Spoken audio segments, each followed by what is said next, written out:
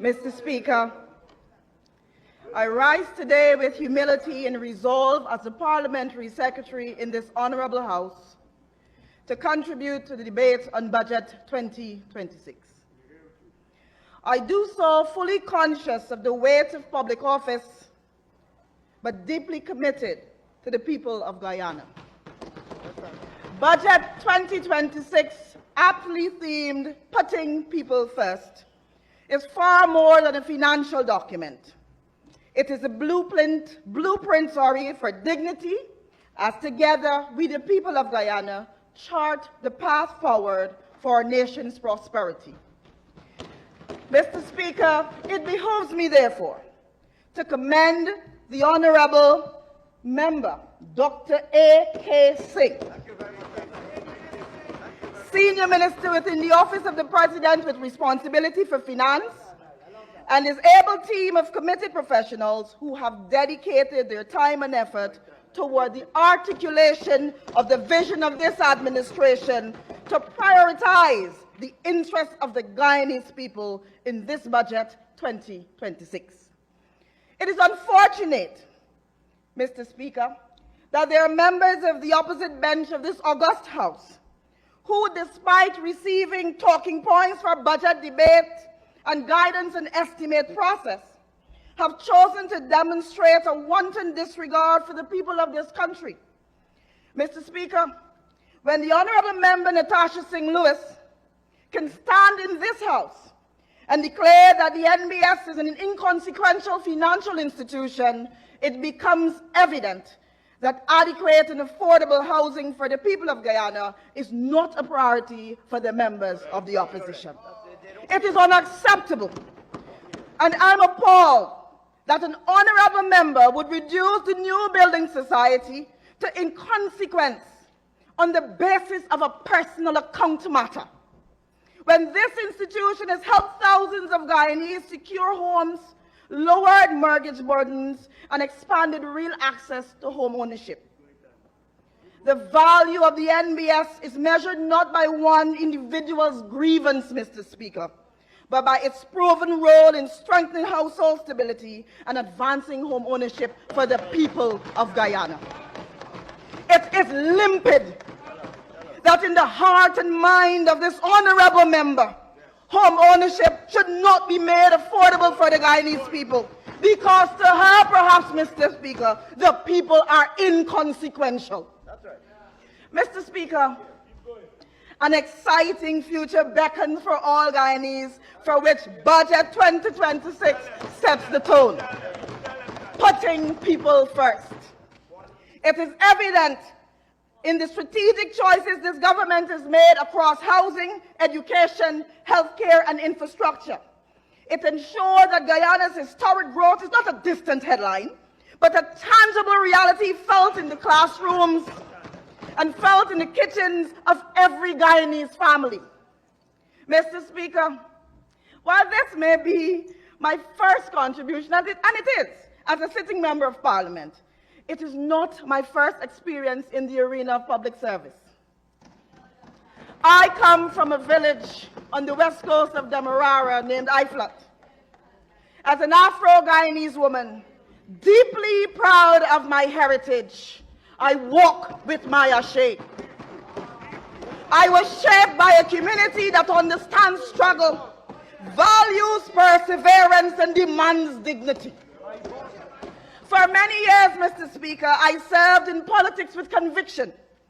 Through that journey, I learned a difficult truth, that some political spaces prioritize narrow loyalty over national progress. I learned that true service requires the courage to move where one's contribution can be fully realized for the benefit of this nation. Today, I sit with the People's Progressive Party Civic Administration, not as a singular gesture, but as a partner in progress. Let me be clear, Mr. Speaker, this government has demonstrated that Afro-Guyanese leadership belongs at the highest levels of decision-making. There is no ceiling on contribution in this administration. There is no exclusionary ownership of opportunity. My presence here reflects a political culture that values ability and commitment to country over the divisiveness of the past. Budget 2026, Mr. Speaker, reinforces this inclusive vision by placing a historic emphasis on youth development and skills training. We are sending a message to every young Guyanese. You do not have to wait for the future. Your time is now. You are being equipped to build your lives and contribute to Guyana's development now. Investing in our youth is not a slogan. Mr. Speaker, it is a strategic imperative. We are measuring our success not by the volume of rhetoric, but by the results in our communities, by the jobs created, the small businesses launched, the families uplifted through investments in agriculture, TVET, business development opportunities, the orange economy, manufacturing and other sectors, the continuation of which Budget 2026 robustly supports. Mr. Speaker, I turn my attention now to the maritime sector. Maritime sector development, Mr. Speaker, since 2020 has been fueled by the vision of His Excellency Dr. Mohamed Irfaan Ali and has been supported by every budget since then, and now Budget 2026. Mr. Speaker, Guyana has seen a 67% increase in vessel traffic, or port calls, as we say in the maritime industry, from 2020 to 2025. This increase is recognized as an indicator of the value and impact of this government's aggressive positioning of the maritime sector as a cornerstone of national development. This bold and ambitious undertaking instructs the development of a comprehensive and robust regulatory, legal, and institutional framework. We have prioritized the modernization of our maritime laws and regulations. We've sustained technical capacity building, the strengthening of our current institutions and establishment of new ones, such as the Modern Port Authority, that will bring the sector into right alignment with established global standards and best practices, embracing innovation and increased efficiency for safe, secure, and sustainable shipping. The Honorable Member Amanda Walton Desir and I am disappointed that she's not here this evening. But she clamored, Mr. Speaker, for a modern port authority, which she claims is not provided for in this budget. Perhaps, Mr. Speaker, what the Honorable Member is calling for is a promulgation of an instrument drafted in December 2017. I understand that she might have had some input, which purports to be the Port Authority Act of Guyana, which, when examined upon my return from the International Maritime Law Institute in Malta in 2018, when I examined this draft, Mr. Speaker, it was found wanting. You're being polite. I examined it against our national maritime landscape and, of course, the international standards and recommended practices which were fresh in my mind. This draft is woefully inadequate. Mr. Speaker, if I may read just the long title for this Honorable House. This is the Guyana Ports Act. The long title reads, Mr. Speaker,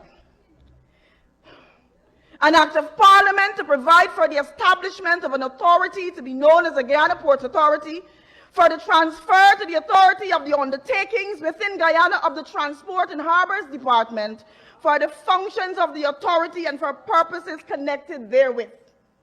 Mr. Speaker, port functions are not vested in the Transport and Harbors Department, not in Guyana, perhaps in Nigeria or Ghana. Where she copied that from? Port functions have not been vested in this agency since the promulgation and enactment, sir, of the Guyana Shipping Act of 1998. So this clearly was not drafted for us. I wish to pause, Mr. Speaker, to recognize the tireless efforts and commitment of the staff of the Legal Division of the Maritime Administration Department and the Ministry of Legal Affairs, who are crafting a comprehensive legislative blueprint. It is important to listen, rapt attention. The language may be technical, but the thesaurus is available on Google. That's correct. That's correct.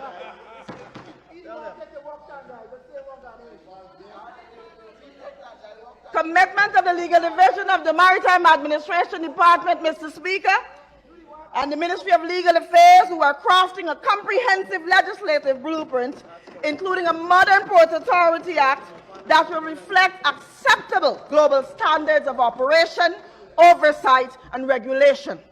A blueprint that will guide the maritime sector for decades to come. Mr. Speaker, this is no easy undertaking, but we have acquired the requisite technical capabilities to get it done and get it done right. This is not a mere exercise in cut and paste. It is a systematic procedure that is designed to transform complex obligations enshrined in the Maritime Pillar Conventions in its scope and to which Guyana is a party. These must be transformed into clear and consistent national laws. This is in stark contrast, Mr. Speaker, to what obtained between 2015 to 2020. You will listen now.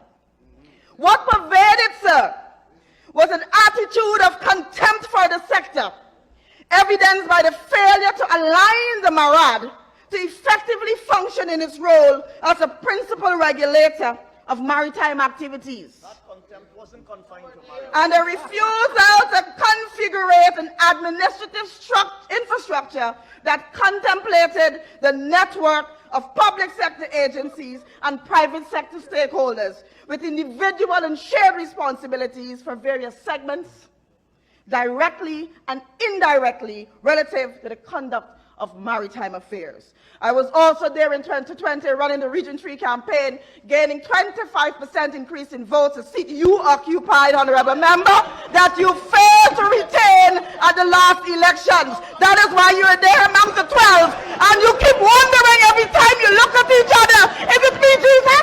Is it me, Jesus? But Judas shall be revealed. Further, Mr. Speaker, even after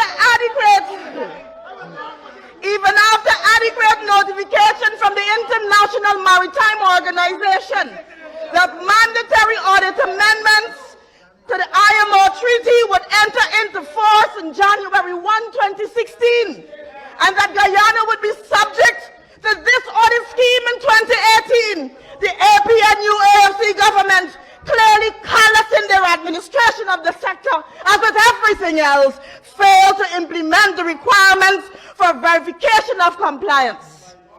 Hence, during the conduct of the audit from February 10 to 19, 2018, Guyana recorded 19 findings. 19 strikes, Mr. Speaker. Principally, the audit found that although the state lacked the requisite technical and legal personnel for the effective implementation of maritime conventions, there was no utilization, absolutely no utilization of available external options for the facilitation of the process. Mr. Speaker, the auditors also found that maritime affairs were not at the time, listen to this, Mr. Speaker, maritime affairs were not prioritized at the national strategic planning level. Further, there was a use and a reliance on an archaic management system, and there was a lack of a policy relative to retention of maritime information. I'm not surprised. Perhaps the Honorable Member David Hines, Dr. David Hines, and myself might have the only two visible copies of a destiny to mold, because record keeping is not their forte.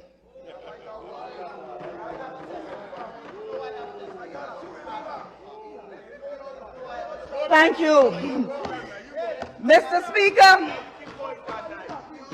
the audit also found that as a result of a lack of relevant technical capacity, especially the absence of adequately trained maritime legislation drafters, the administration had not developed the relevant policies and guidelines to aid the implementation or enforcement of IMO instruments to which this state, the state of Guyana, is party.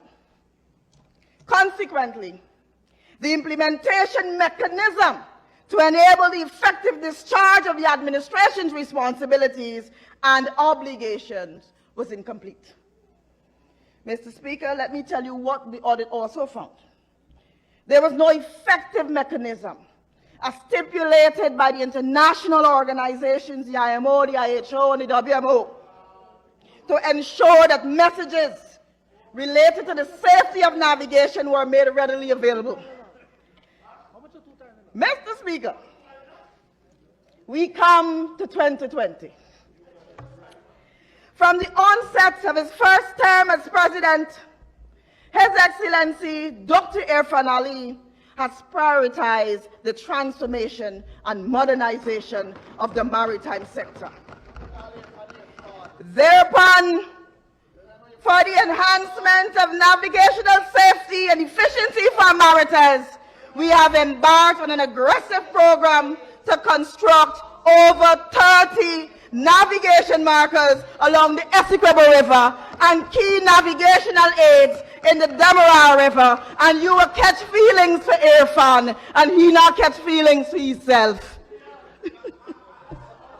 Since 2020, we have acquired 3 new pilot boats, Arapaima, Hayama, Hayakwa, that represent more than an upgrade in speed and efficiency. And they herald a new standard in maritime safety and service. Much unlike the second-hand David P., acquired in 2018, the one time I had a voice and I said, do not buy that vessel. They said, Mr. Speaker, go back into your back office. And they misrepresented to us that this was a new vessel. And the David P., honorable member, the David P. Pen. In conclusion, Pen.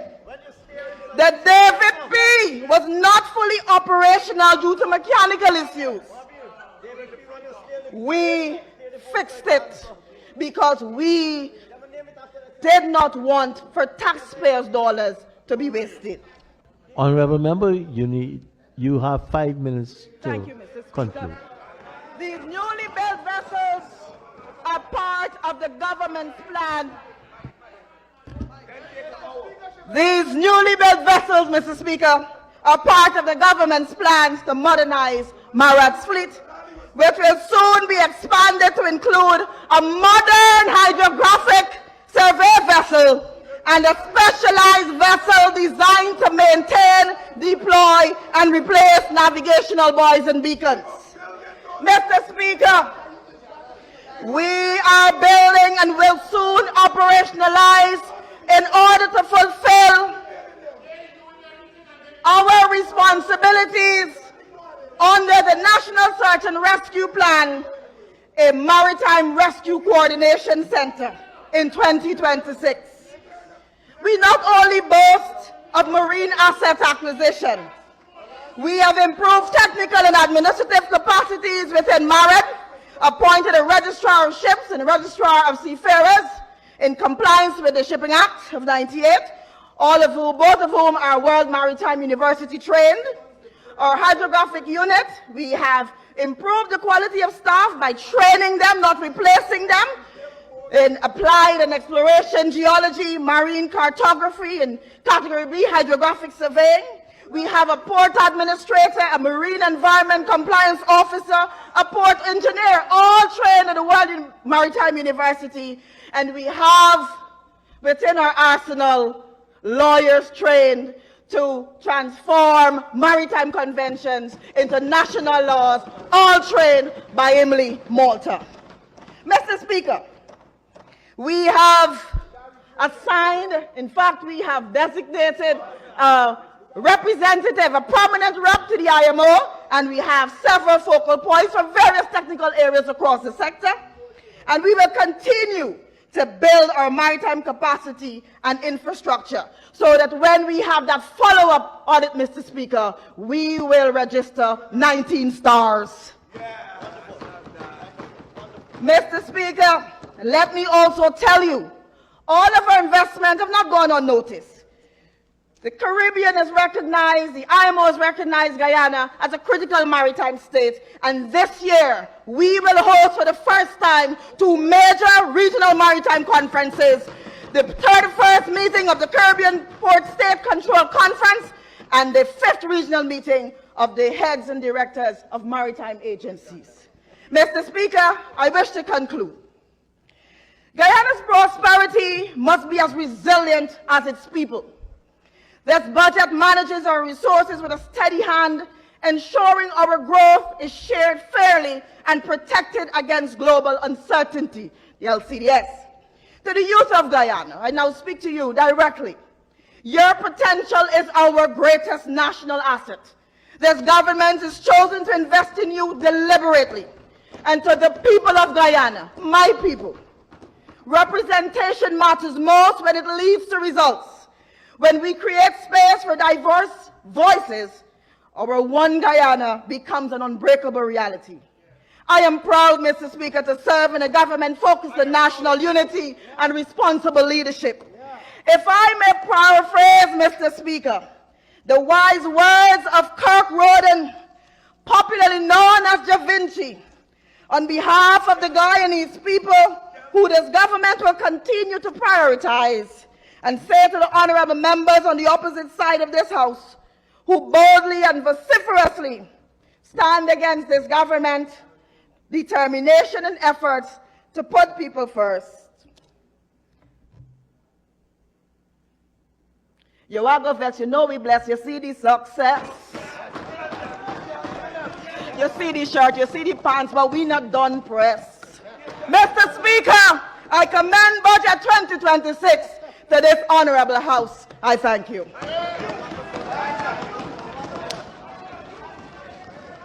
Thank you, Honorable Minister. And now for the Honorable Member, Ms. Janelle Swetner.